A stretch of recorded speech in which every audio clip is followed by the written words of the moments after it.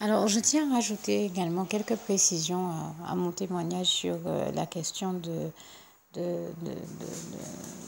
fait que il soit évident, il est vraiment évident que, encore une fois, la sorcellerie n'a aucune espèce d'effet sur les enfants de Dieu.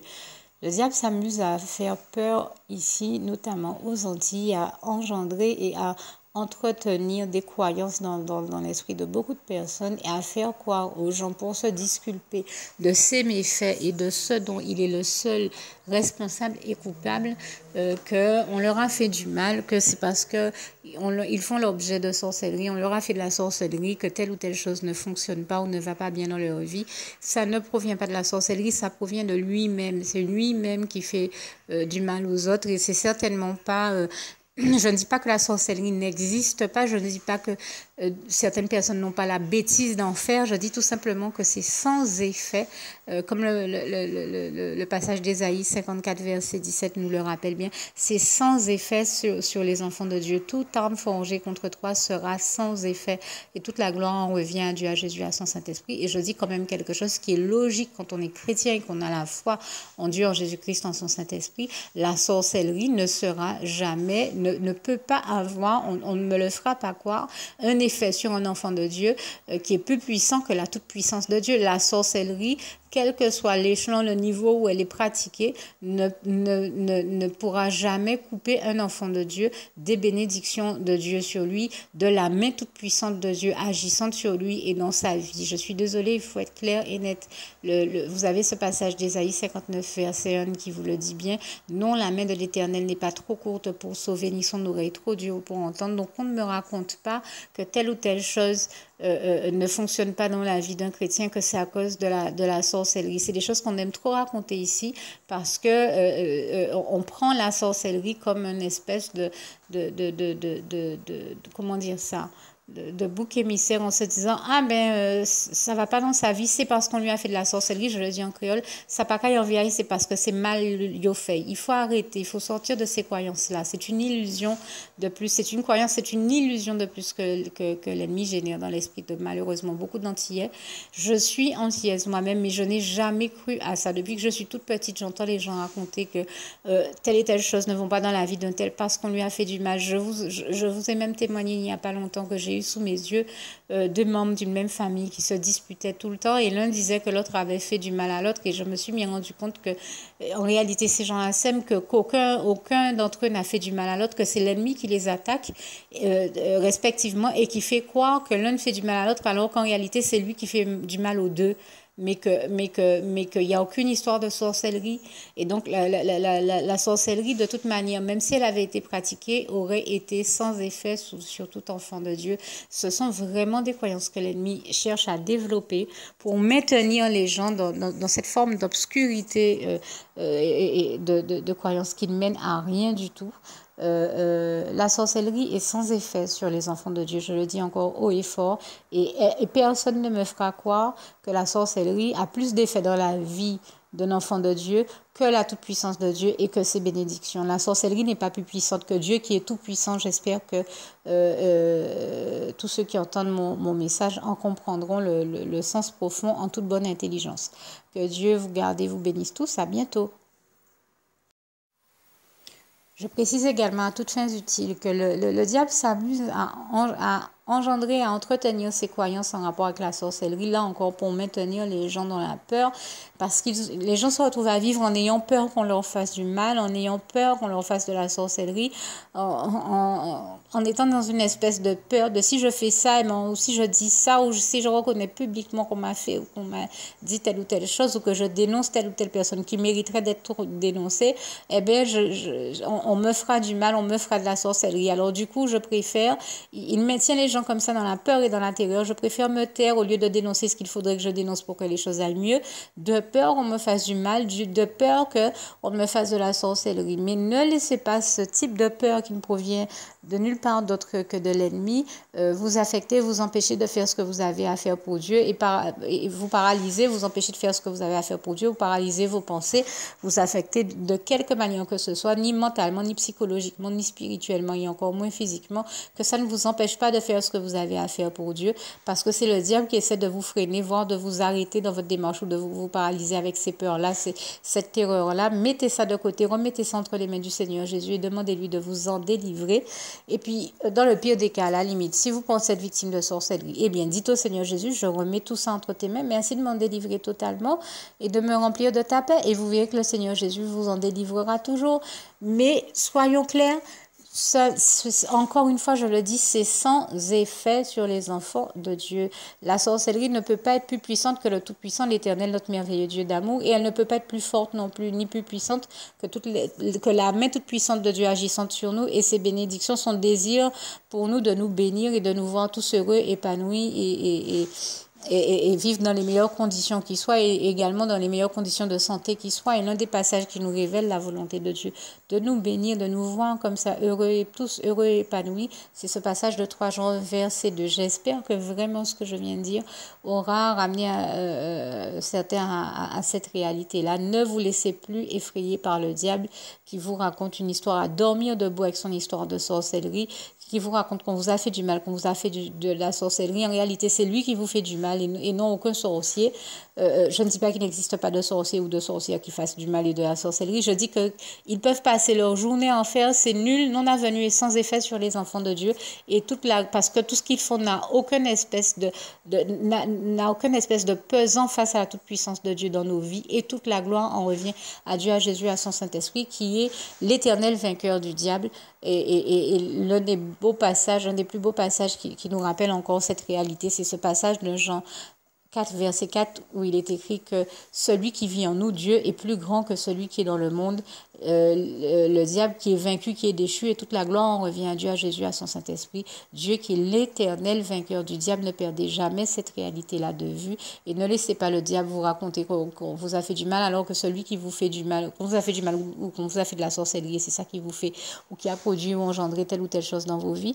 Non, c'est lui qui a produit et engendré tout ce qui ne va pas dans vos vies. C'est lui le seul coupable et responsable et personne ne le perdez jamais de vue et ne le laissez pas vous persuader du contraire et vous entraîner dans la peur et la terreur inutilement. C'est son mensonge et c'est le mensonge qu'il met pour entretenir chez vous, dans votre psychisme, dans votre psychologie et même essayer d'en affecter votre vie spirituelle.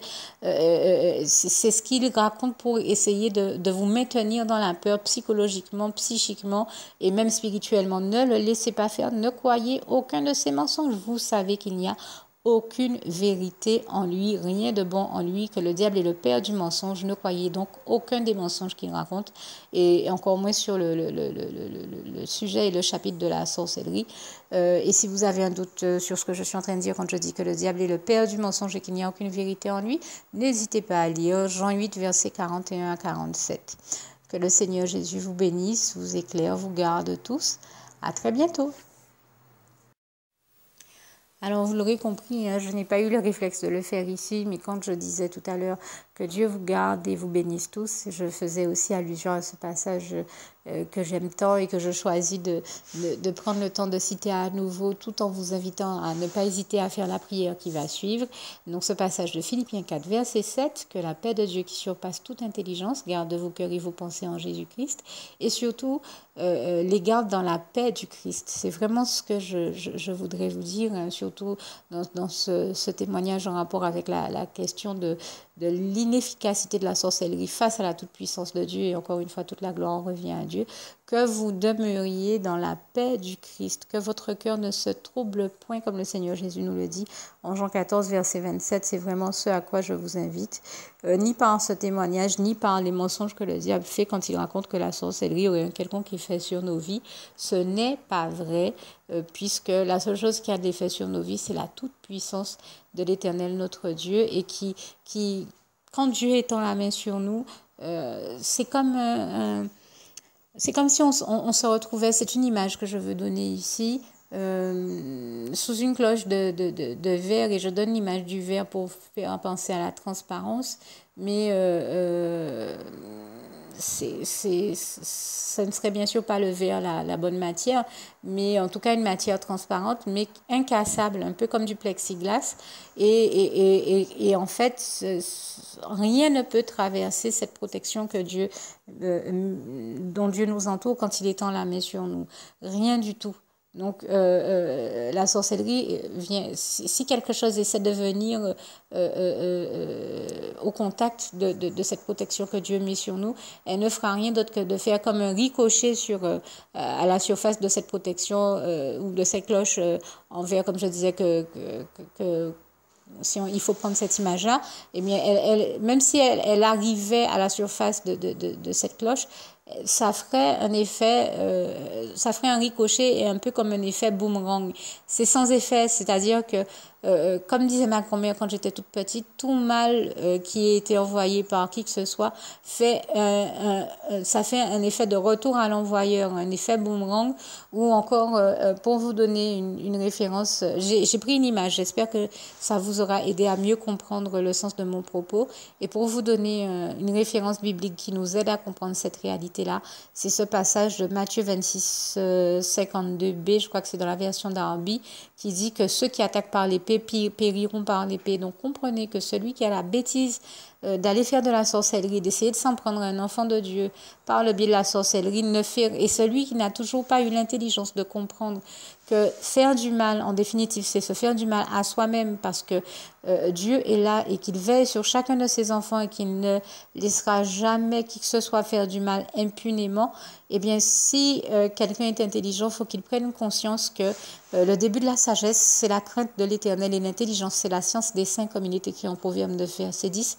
Perdre son temps à essayer de faire du mal et de la sorcellerie aux autres, c'est perdre du temps à faire des choses qu'on ne voudrait pas que l'on fasse, que l'on vous fasse à soi-même. Or, Dieu nous invite à aimer notre prochain. Le Seigneur Jésus nous y invite en particulier en Jean 13, versets 34 à 35. Et donc, ça implique que l'on ne fasse pas à notre prochain ce que l'on ne voudrait pas que l'on nous fasse à nous-mêmes. Donc, si on perd son temps à faire du mal et de la sorcellerie aux autres, il ne faut pas perdre de vue que ce que l'homme aura semé, il le moissonnera, puisqu'on ne se moque pas de Dieu. Je fais allusion ici au passage de Galates 6, versets 7 à 10. Donc, la personne, l'être humain qui perd son temps à aller faire du mal ou de la sorcellerie aux autres, il le fait en perdant de vue qu'on ne fait pas de mal devant la face de l'Éternel impunément. On n'a pas à s'amuser à faire sciemment du mal. Celui qui le fait, eh bien qu'il trouve ici son avertissement et son information, la bonne information qu'il lui faut, à savoir je vais lui citer 2 passages qui, je l'espère, va l'aider à se raviser et à arrêter toute pratique du mal. Au moins 3 passages d'ailleurs auxquels je pense. Ce passage de Romains 14, verset 12, chacun rendra compte à Dieu pour lui-même. Le psaume 62, verset 13, à toi aussi Seigneur la bonté, car tu rends chacun selon ses œuvres.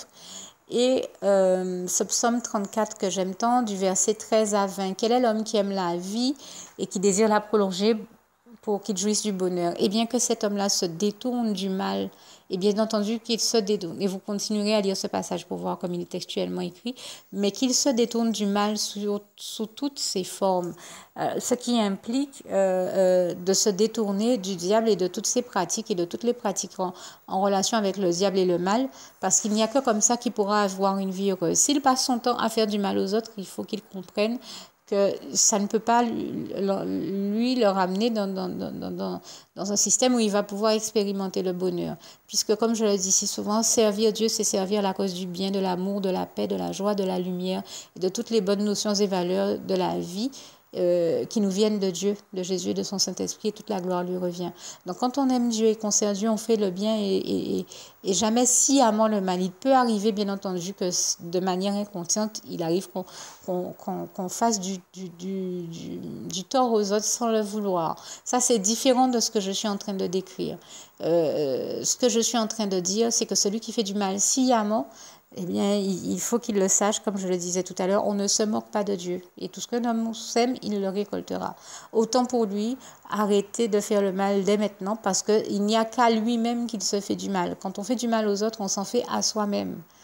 parce qu'on se perd soi-même de vue et on perd également son bonheur à soi-même de vue, sans compter qu'on perd le plus important de vue, à savoir Dieu, Jésus-Christ et son Saint-Esprit, la relation d'amour, d'intimité, de complicité qu'on a développée avec lui. Et on se perd soi-même de vue et donc on perd sa propre vie et son propre bonheur de vue pendant le temps qu'on perd à aller faire du mal aux autres. C'est autant de temps qu'on n'investit pas à construire des choses avec Dieu positivement dans le bien dans sa propre vie. Autant arrêter de faire le mal, s'en détourner, demander pardon à Dieu. Si on sent qu'on n'en a pas la force, demander à Dieu de nous donner la force de nous en détourner, revenir totalement à Dieu, s'en repentir profondément et sincèrement, demander à Dieu la force de ne plus recommencer. Et parce que c'est ça que Dieu dit, il ne veut pas la mort du méchant, mais il veut que le méchant se détourne de ses mauvaises voies. C'est écrit en Ésaïe 55, je crois, en tout cas c'est en Ésaïe. Et s'il se repent sincèrement du mal qu'il a fait et de ses mauvaises voies, eh bien, et qu'il fait tout ce que Dieu lui demande, qu'il lui demeure obéissant, qu'il se repent, qu'il se convertit, eh bien, Dieu le bénit. Hein, et s'il arrête vraiment de faire le mal, qu'il décide de faire le bien, et avant tout donc de revenir à Dieu, à Jésus, à son Saint-Esprit, et donc à le servir, qu'il revient à le servir, c'est comme je le disais tout à l'heure, servir Dieu, c'est servir à la cause du bien. Donc s'il décide de servir Dieu, il va servir à la cause du bien, donc il va devoir arrêter de faire le mal, s'en détourner, servir et faire définitivement le bien. Ben, s'il fait le bien, enfin s'il sert Dieu, qu'il lui reste obéissant et fidèle et qu'il fait le bien, là il récoltera le bien. Il y a pas de mystère sur cette question-là. Donc là encore, j'invite tous les enfants de Dieu à considérer ces éléments-là et à ne surtout pas laisser le diable les entraîner dans des peurs inutilement et à vivre dans la peur et dans la terreur inutilement. Je le dis haut et fort, le mal, la sorcellerie n'a aucune espèce d'emprise sur les enfants de Dieu. Et encore une fois, c'est nul non avenu et sans effet. Et ce passage d'Ésaïe 54, verset 17 de la parole du Seigneur, et il y en a bien d'autres qui viennent le confirmer, nous démontre bien que toute arme forgée contre nous par l'ennemi est sans effet. Et toute la gloire en revient à Dieu, à Jésus, à son Saint-Esprit. Que le Seigneur vous bénisse. À bientôt et n'oubliez surtout pas la petite prière qui suit. Juste une petite précision pour tous ceux qui ne sont pas encore, qui n'ont pas encore choisi la meilleure des options qui soit, qui est celle d'aller se placer, de faire le choix à soi-même, d'aller se placer dans les bras d'amour de Jésus-Christ, pour se mettre à l'abri de ce monde cruel. Eh bien, je partage avec vous la prière par le biais de laquelle on y accède. Et commence par vous rappeler également ce passage de Jean 14, verset 6, où il est écrit que Jésus-Christ est le chemin, la vérité et la vie. Nul ne vient au Père, Dieu, sans passer par le Fils Jésus-Christ, bien sûr. Je le dis à ma manière, vous regarderez comme il est actuellement écrit dans vos Bibles, là encore. Et donc, n'hésitez pas à ouvrir vos cœurs à Dieu, à Jésus, à son Saint-Esprit, à être sincère avec lui et à lui adresser la prière qui suit, à lui dire tout simplement: Éternel mon Dieu, Seigneur Jésus-Christ, moi, un tel, vous dites votre nom et votre prénom, je t'accepte aujourd'hui comme mon sauveur personnel, le seul maître et roi de ma vie. Je remets toute ma vie entre tes mains puisqu'elle t'appartient, éternel mon Dieu, puisque tu l'as créée, cette vie. Donc tu en es donc le seul maître et propriétaire comme de tout ce qui existe dans tout l'univers. Je remets donc toute ma vie entre tes mains, je te la donne.